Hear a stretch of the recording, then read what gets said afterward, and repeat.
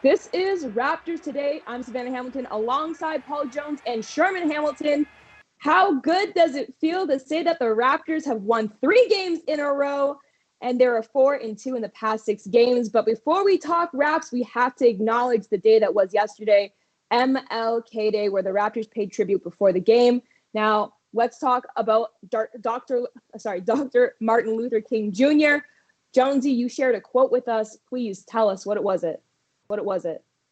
Well, there were so many of them. I have to ask our producer and our producers Patrick Troy and Jake LaRue what they were. I mean, as a kid growing up through the civil rights movement in the '60s, I watched a lot of what Dr. King had to say. I watched those speeches sitting on the floor of my parents' living room on the evening news, and all of those things resonated with me, combined with the lessons I was learning from my parents, and then experiencing some of that as a young child growing up with my summers growing up in the U.S.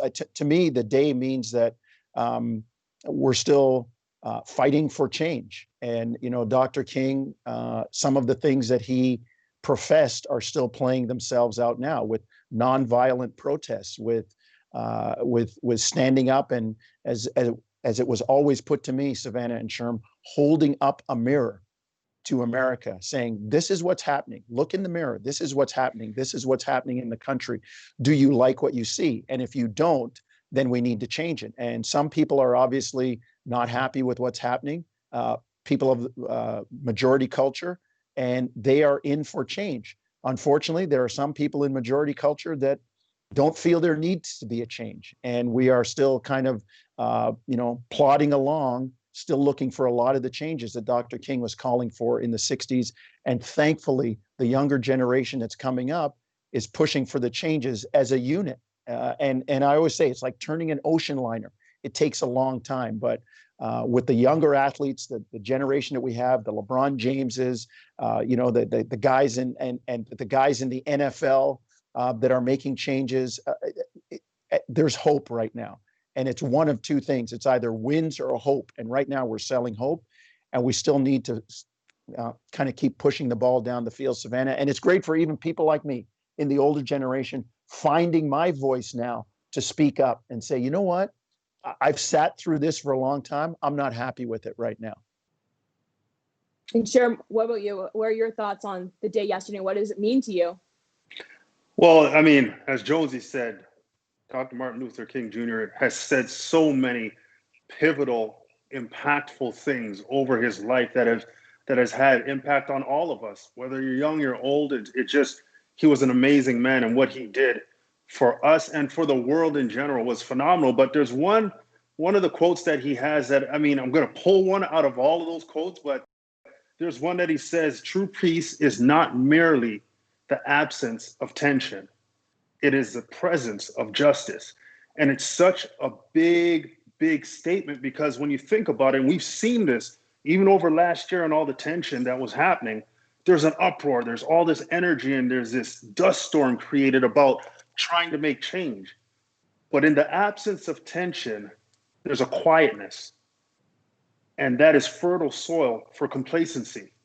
And that's what Dr. Martin Luther King was talking about. You need tension. If you want peace, there's going to be tension, but that tension isn't resolved until justice is for everyone. And right now, what we're seeing is there's got to be these tense moments for us to figure things out. We've got to be working at it all the time, consistently. If we want true peace and we want justice, we've got to consistently build on it. Hey, we say it in sports all the time. Good is the enemy of great. Well, if there's no tension and there's complacency, that's the enemy of peace and justice. Sherm, well said, Savanna. I just want to jump in to echo Sherm's point. The two go together, conflict and change. You don't get one without the other. When you have one, you're going to have the other, and you can pick whichever one you want. And Mr. Choi has jumped in my ear. The one that my quote was, the arc of the moral universe is long, but it bends towards justice. And that's one that President Obama used as well. And that's the whole deal to me about turning the ocean liner. We want it to go the right way. We can see where it would go, but it takes a while to bend it. I shared one of my favorite quotes a little later in the show on RTX, so we'll get there. But first, we have to Watch the tribute video that producer Dwayne Watson behind the scenes created prior to the game. Martin Luther King Jr. was a civil rights leader who tirelessly fought for racial, social, and economic justice. In 1979, a bill was voted on in the United States Congress to make his birthday a national holiday. It wasn't until 1983 when President Ronald Reagan signed off, officially observing Martin Luther King Jr. Day. Martin Luther King Jr. means everything to me. He spoke on having a world of white kids, black kids being able to play and hold hands and just be one. His optimism, his belief in unity, that everyone should be judged based on the content of the character and not by the color of their skin. His insistence on nonviolence in his social change movement. You're not a doormat for choosing love over hate. Dr. Martin Luther King made us more brave. He carried us on his back so that we would learn what he was trying to teach us. I have to step up and actually use my voice. If I can be some type of help or advocate and make a change, Martin Luther King definitely instilled that in me today. We have to continue to change the way we live, the way we think, the way we educate, everything. We have to continue to change and grow. Canada is not merely a neighbor to Negroes. Deep in our history of struggle for freedom, Canada was the North Star. I love it when we can have open conversations and talk about political justice as well. So thank you guys for sharing your quotes and for Dwayne for sharing that video with us as well. Now we got to talk some Raptors basketball. And, I'm happy to be because, of course, they're doing well. They're playing really well. They have as we mentioned earlier, they're on a 3-game win streak. And let's look at the past 6 games. They've been trending upward. Taking a look at the board, there's a noticeable difference between the team's offensive production and play off the bench. So, Jonesy, what improvements have you seen overall from the Raptors since playing against Sacramento? Well, I thought the road trip, Savanna, could have easily been a 3-1 trip as opposed to a 1-3 trip. They had a couple of close games. They played much better. They played with more focus. But Nick Nurse always talks about stringing moments of good play together and making those times when the team plays well, stretching them longer and longer. And they started to do that on the trip. And the issue was not totally closing games out. I mean, that Portland game, man, that one hurt. It felt like they were in control the most of the way, and they really, really deserved to win that. But that's the way pro sports goes. If you don't do it and you leave your opponent some room, it'll hurt you. I thought they played better on that trip, and that was a precursor, a harbinger of when you look at the way they played since. They lost 2 games that they were right in, and then they won close games against Charlotte that were within 3 points with a minute to go. I thought this team had to kind of learn to win again, learn to understand that in the middle of the fourth quarter, you can't, when you're ahead by 8-10 points, you can't have a loose possession. You can't have a bad shot. You must hustle back on D. You can't let that lead go from 11, 12 to 9 or 8. You've got to push it from 11, 12 to 14 or 15. And I think they started to learn how to do that again. And I think you saw the results in the win over Dallas last night. They built 2 separate double digits leads and figured it out and finished it off. So I think they're just kind of recalibrating and relearning how to win. And that comes with new personnel and guys doing things that they hadn't had a chance to do before. And we've seen, Boucher step up on the bench as well. Of course, that's almost like a given every single time we talk about him. So, Sherm, I got to ask you, as a whole, what's the difference that the bench has made recently? I think they're getting multiple contributions from different people off the bench. And, before it was just Chris Boucher who was bringing all the energy off the bench. But now we're seeing other guys get into the mix, and we've seen it over this winning streak, and even if they're not statistical numbers seen from players coming off the bench, there's those energy spurts. Utah's been good coming into games. Stanley Johnson has been excellent defensively. He's done a very good job in terms of impacting from that end of the floor. Even when the young fella, Malachi Flynn, has gotten into the game, we've seen some positive play. And, you think about a bench and what they're supposed to do. It's about energy and execution. And what we're seeing the bench do now more consistently is bring that energy and execute. And, how can we forget about Norm Powell and the job he's doing? He's just been phenomenal coming off the bench. So there's a group energy with that unit that's beginning to form and take shape. And it's something Nick Nurse has been very good at challenging, identifying, and making sure he holds them accountable and says, here's the opportunity. Who wants to step into this place and take advantage of this? And we're seeing guys starting to do that now. We have to pivot, and we do have to talk about Chris Boucher. There's always a Chris Boucher segment in this show now. Okay, let's throw up the board. We have it because he has been a monster over the past 6 games, literally has been leading the lead score on average and in total. I had to cross-check that with Pat because I almost couldn't believe it when I heard it, for the Raptors in the past 6 games. So Jonesy, we did hear about Alex Len being waived. However, does that put any more pressure on Chris Boucher to step up? And how can he consistently continue what he's doing? Well, I don't think it puts any more pressure on him. Chris is playing pretty freely right now, knowing that he's going to be in the game. He has an opportunity to play through mistakes. Last year when he did that, he always had the specter of Mark Gasol or Serge Ibaka over his shoulder, knowing that he was just kind of keeping their chair warm. Now it's his chair. And the fact that, they've waived Alex Len just means to me that, all right, maybe the Raptors are saying, we know what we're going to get from Chris on a pretty consistent basis. We have a roster spot now. If we go and find somebody else, we can bring him in. But Chris has proven himself. I mean, last night we got a stat in the game saying that he has tied a record set by Norm Powell by 15 or more points off the bench in 4 consecutive games. I mean, Chris Boucher is stepping into his own. He's on the lips now of some of the pundits in the U.S. for an early candidate for most improved player. So he's stepping forward. He's always one that has taken advantage of an opportunity. He's developing chemistry right now with his new teammates, with Kyle, when in that hybrid starting lineup. So I expect this to continue from Chris. I don't know if the productivity will at that level, but no question he's capable. I just wanted to add something quick on top of what Jonesy was saying in terms of Chris Boucher and Norm Powell. The balance that's struck when you have a backcourt and a frontcourt player that can impact the game off the bench is significant.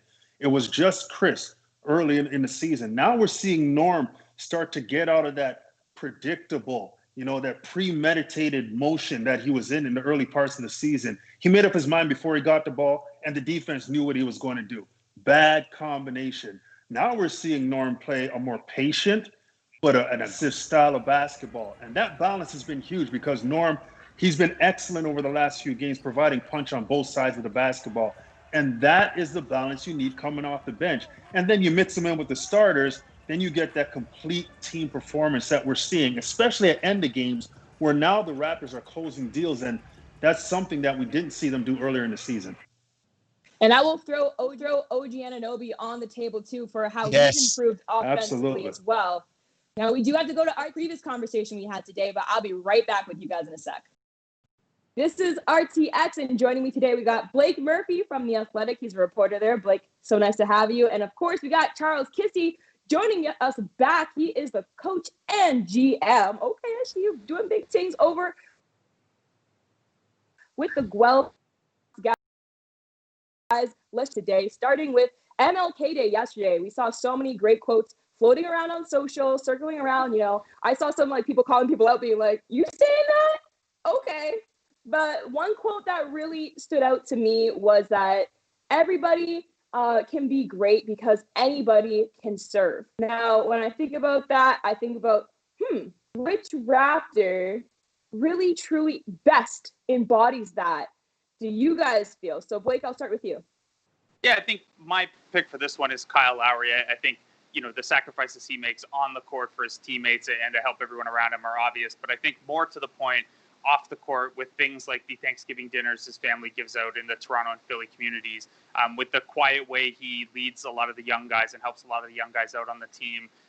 There's a reason that Kyle Lowry is one of the names mentioned when we're talking about what groups we're working with the league on, what COVID protocols players were comfortable with in the bubble, or what social justice initiatives players and teams should do. There's a reason Lowry's name comes up in all of those leadership elements. And, I think on the court and off the court, he's shown what you can do as a basketball player to help those around you.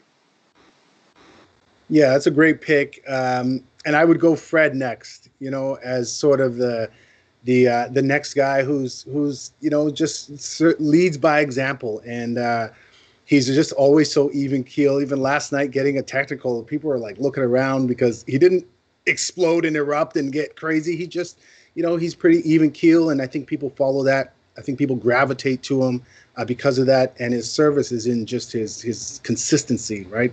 Steady Freddy.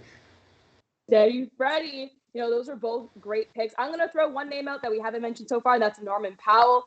Off the court, he's very charitable. He's helped out people at Christmas time this past year. And so, I would like to put his name on the table as well when it comes to leadership.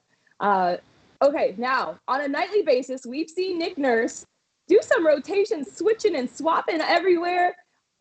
Who is your favorite Raptor not named Chris Boucher coming off the bench? Kissi starts off. You gotta love Stanley. Like that guy he's getting after it, and he's working, and he's actually providing for me a level of toughness that the Raptors need sometimes, or as they're going through, especially with such a young team. He's providing that toughness that is necessary for them, right? They're missing that at times, and people are saying they lost it with the loss of certain other players, but he's been bringing it, and so I got a lot of respect for what he's doing right now. I got to say too, those 2 games with the 905 last year, that's what did it. Right? The crew down there was what got him going. I'm going to go with another G League alum and say Yuta Watanabe. He hasn't played every game and he hasn't had a big role, but I think when he's been out there, like Stanley, he's kind of showing what does Nick Nurse look for when he gives these bench guys the opportunity. It's a lot of team level defense and just staying within your role. I think Utah's been a great surprise. And shout out to I want to give a quick shout out to the assistant coaches, like, Adrian Griffin over there, defensive guru. Last night, man, they just frustrated Luka. They threw so many different looks at him, bodies everywhere, like really doing a good job putting these game plans together. And the guys you can see are starting to buy in, which is great. Yo, shout out to the assistant coaches. I don't hear that one every day, but Kissi, I feel like that's almost a little personal. Like, I know you've had a range of positions, and you're right. Assistant coaches don't get enough credit for just how much they develop players as well. Moving on, so we have Sportico, who is a sports database company, released an article ranking the Raptors at number 10 most valuable franchises in the league. So my question to you guys is, what do you think has made this franchise so valuable? And is it the on-court success, or is it the national market they play for? Blake, what do you think?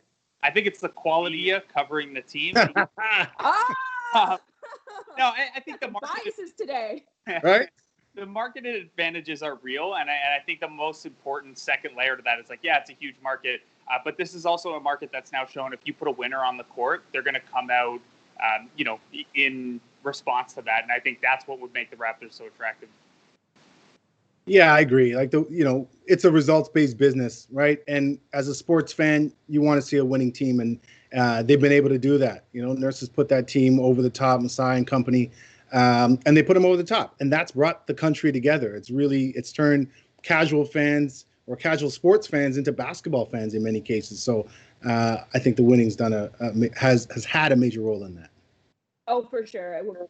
When you win, of course, we're going to be more profitable. People want to buy the merchandise more, see more games. So I feel like that it's a combination of the two. And Blake, just to touch on your media point real quick, I was having a conversation with Dwayne Watson, a producer behind the scenes at NBA TV Canada, of course. And he was saying that Toronto is the number 4 based media city in the world, in North America. So I was just thinking honestly, some extra exposure doesn't hurt. It doesn't hurt. And you guys are both doing a great job with that. So thank you for coming on the show. We have to go back now to Paul Jones and Sherman Hamilton. Next game is Wednesday against the Miami Heat. You can catch the game on Sportsnet at 7:30 as well on radio at TSN 1050. Now, guys, the Heat have not been playing too high. I was saving that one. You guys know I was saving that cheesy line because Jimmy Butler has been following protocols and Tyler Herro has been a little questionable lately. And so you automatically know that more will be asked from others. So, give me your thoughts, Jonesy, as to what Miami can do to, maybe make the game competitive against this, upwards Raptors team right now. Well, look, Miami Heat, they call it Heat culture, Savannah, and they're a group that prides themselves on playing hard and being prepared. Eric Spoelstra has that team prepared, and they, like the Raptors, take that next man up mentality. And regardless of who's in the lineup, they subscribe to the no excuses philosophy. So I think you're going to see them lean a little bit more on a guy like Bam Adebayo. But that doesn't mean any of the other guys, Kendrick Nunn, any of these guys can go off. And that's something that the Raptors have to be leery of. When regulars are out, other guys step forward. And look, we see it all the time. We saw it all the time last year with guys like Chris Boucher.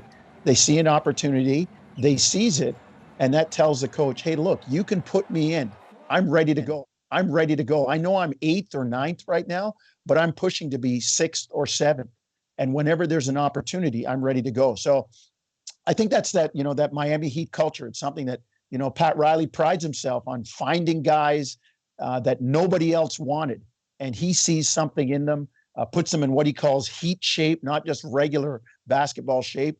And they are well-conditioned, well-prepared, and they are going to be a challenge. Doesn't matter who's in the lineup. Now, sure, something that we don't see often is Dragic and Duncan in the backcourt. So what do they bring to the table as Miami's starting backcourt now? Well, Goran Dragic is a problem because he's so crafty. He's tough as nails.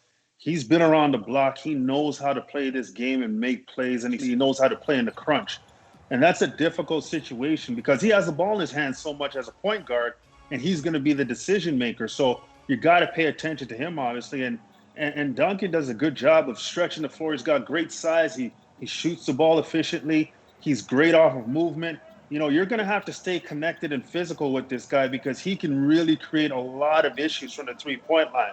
So both these guys present problems. But to your point earlier, I think that you got to beware of the wounded animal. You just can't walk into that game thinking that because Miami might not have some key weapons at their disposal that night that they're not a dangerous team. They're still a dangerous team. And the other side of the coin is if you're the Raptors, yeah, you've won a few games in a row. Feels great. But you're in no position to feel like you can look across the court and take anybody for granted. So that high level of urgency has to consistently be there, regardless who's on the floor for Miami. So I think the Raptors will be prepared. They'll be focused. They won't take it for granted.